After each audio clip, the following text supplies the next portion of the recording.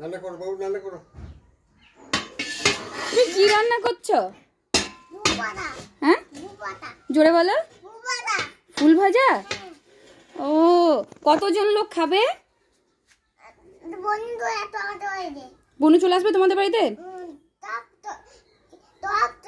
সবাই চলে আসবে? তো কতজন খাবে? কতজন এই তোমার যে রান্না হচ্ছে এই তরকারিতে কতজন খাবে এই ফুল ভাজাতে?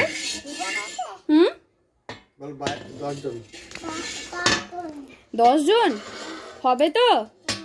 ঠিক। কই দেখি একবার এইদিকে তাকাও দেখি।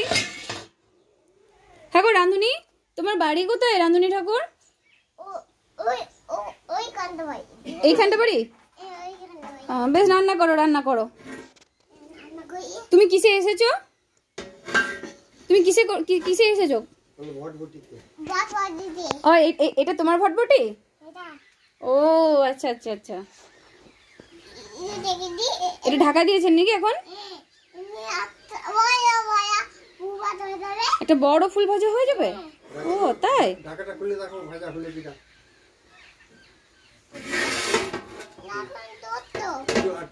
এখন ছোট্ট দেখিস, পায়ে পড়ে না, পায়ে পড়বে।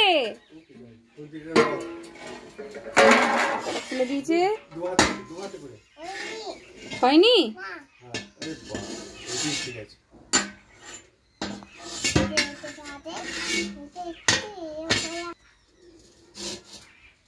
বাবা